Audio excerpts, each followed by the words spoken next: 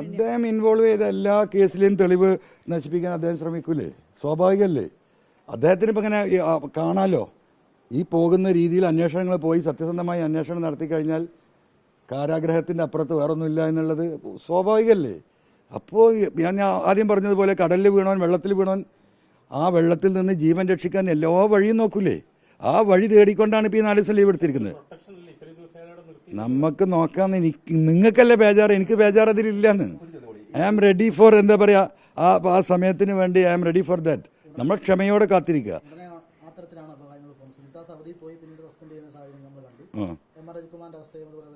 നല്ലതിനായി പ്രാർത്ഥിക്കുക.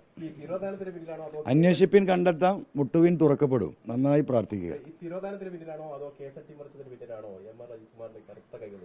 എല്ലാത്തിന്റെ പിന്നിലുണ്ട് മാഷെ, ഒന്നും ഒഴിവില്ല. ഒരു നാട്ടിൽ ഞാൻ ഇന്ന് വൈകുന്നേരം ഇനിയിപ്പോൾ കോട്ടക്കൽ പോലീസ് സ്റ്റേഷനിൽ പോകുന്നുണ്ട്. അത് ഇന്നലെ പ്രസ് കോൺഫറൻസിൽ ഞാൻ പറഞ്ഞതാണ്. ഒരു തട്ടിക്കൂട്ട് ഒരു 2-3 റൂമുണ്ടാക്കി ഞാൻ സ്വയം ഉണ്ടാക്കി കൊടുത്തതെന്ന് പോലീസിൽ വലിയ പേരെടുത്ത്, നാട്ടിൽ വലിയ പേരെടുത്ത്, അത് നിർമ്മിക്കാൻ വേണ്ടി നാട്ടിലെ എല്ലാ കോറിക്കാരോടും എല്ലാ കച്ചവടക്കാരോടും എല്ലാ കള്ള കച്ചവടക്കാരോടും കോടിക്കണക്കിന് ഉണ്ടാക്കി അത് പോക്കറ്റിലിട്ട് ക്യാഷായിട്ട് കൊടുക്കാൻ കഴിയാത്തവരോട് ചില പോലീസുകാരുടെ നമ്പർ കൊടുത്ത് അതിലേക്ക് പണം അയപ്പിച്ച് അവരെ അത് വിഡ്രോ ചെയ്ത് വാങ്ങി. സംസ്ഥാന ഗവൺമെൻറ്റിൻ്റെ ഒരു ഓർഡർ അതിനില്ല, ഒരു കൺസ്ട്രക്ഷൻ പെർമിഷൻ ഇല്ല, പോലീസിൻ്റെ എന്ത് പെർമിഷനാണ് അതിനുള്ളത് എന്നൊന്നും അറിയില്ല. അപ്പോൾ ഞാൻ ആ ബിൽഡിംഗ് കണ്ടിട്ടില്ല. എനിക്ക് ഫോട്ടോ എടുത്ത് അയച്ചെന്ന് കോട്ടക്കലിലെ സഖാക്കൾ അവിടുത്തെ പൊതുപ്രവർത്തകർ തന്ന വിവരമാണ്. അപ്പോൾ ഞാൻ എന്തായാലും ഇന്ന് വൈകുന്നേരം 6 മണിക്ക് ബഹുമാനപ്പെട്ട ആ സൗധം അദ്ദേഹത്തിൻ്റെ ഫോട്ടോ അതിൽ വെച്ചിട്ടുണ്ടെന്നാണ്. മുപ്പരനെ ഉണ്ടാക്കി, മുപ്പരനെ ഉദ്ഘാടനം ചെയ്ത്, മുപ്പര ഫോട്ടോ വെച്ച്. അപ്പോൾ അതൊന്ന് പോയി നോക്കുന്നുണ്ട് കോട്ടക്കൽ.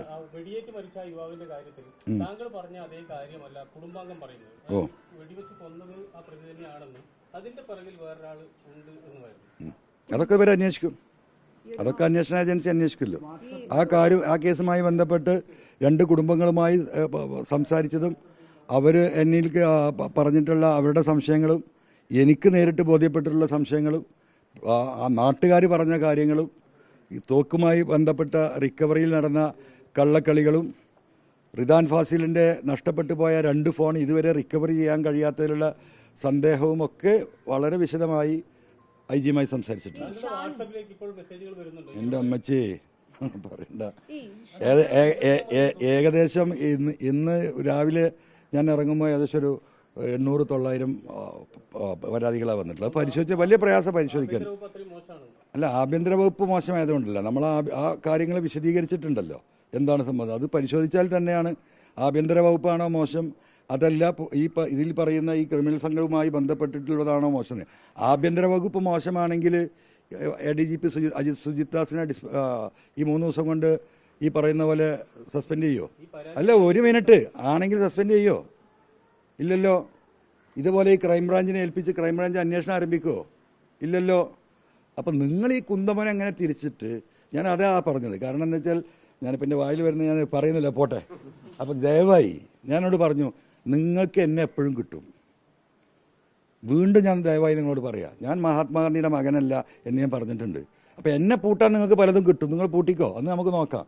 പക്ഷേ ആ വൈരാഗ്യം വെച്ചുകൊണ്ട് നിങ്ങൾ ഈ വിഷയങ്ങളിൽ ഇതിലെങ്കിലും ഒരു സത്യസന്ധമായൊരു സപ്പോർട്ട് ഈ നാട്ടിലെ ജനങ്ങൾക്ക്, അടുത്ത തലമുറക്ക് ഇവിടെ ജീവിക്കണം, അതിനുള്ളൊരു സാഹചര്യം ദയവായിട്ട് നിങ്ങൾ ഉണ്ടാക്കി തരണമെന്ന് വളരെ സ്നേഹത്തോടെ അഭ്യർത്ഥിക്കുകയാണ്. തീർച്ചയായിട്ടും എല്ലാ തെളിവും കൈമാറും. അവരുടെ മകള് ഒരു പുതിയ പെറ്റീഷന് IG-ക്ക് കൊടുക്കാൻ വേണ്ടിയിട്ട് ഇപ്പോൾ ഞങ്ങൾ സംസാരിച്ച് തീരുമാനിച്ചിട്ടുണ്ട്. ഒരു വൈഫാണല്ലോ കൊടുത്തത്, മൂത്ത മകളാണ് ഈ വീട്ടിലുള്ളത്. അവർ ആ പരാതി അവർക്കുണ്ടായ കുറേ സംശയം, ഇപ്പോൾ കുടുംബങ്ങളുമായി ഇപ്പോൾ ഈ 1.5 മണിക്കൂർ സംസാരിച്ചു. അപ്പം അവർക്ക് അവരുടേതായിട്ടുള്ള ചില സംശയങ്ങളുണ്ട്.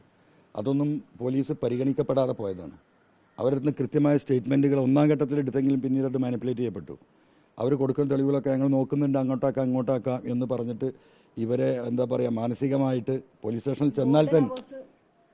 സ്റ്റേഷനിൽ ചെന്നാൽ തന്നെ അവരെ പരിഗണിക്കാത്ത ഒരു അവസ്ഥാവിശേഷത്തിൽ പോലീസ് സ്റ്റേഷനിലേക്ക് ഇനി പോകാൻ തന്നെ മടിച്ചു നിൽക്കുന്ന അവസ്ഥയിൽ അങ്ങനെയാണ് അവർ CBI-യിലേക്ക് പോവുക എന്നുള്ള ഒരു ധാരണയിലെത്തിയിട്ടുള്ളത്. ഇതൊന്നും ഈ ഇടതുപക്ഷ ഗവൺമെൻറ്റിൻ്റെ പോലീസ് നയമല്ല.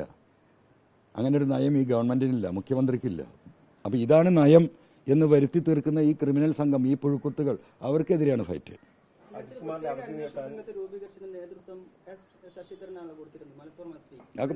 അതൊക്കെ പോയല്ലോ. അല്ല, അങ്ങനെ പലതും സംഭവിച്ചിട്ടുണ്ട്, നിങ്ങൾ അറിയാത്തതും സംഭവിച്ചിട്ടുണ്ട്. അതാണല്ലോ ഇപ്പോൾ മാറി മറിയുന്നത്.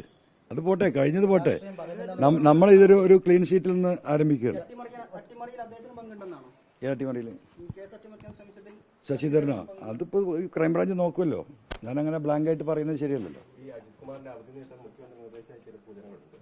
അല്ല, സൂചനകളെ പറ്റി എനിക്കറിയാം. എനിക്ക് കൃത്യമായ കാര്യത്തെക്കുറിച്ച് അറിയുള്ളൂ. സൂചനകളെ കുറിച്ച് എനിക്ക് ഈ വിഷയത്തിൽ അറിയില്ല. തൃശ്ശൂർ പൂരം നല്ല സംഭവമാണ്. അടുത്ത പൂരത്തിന് നമുക്ക് പോകണം.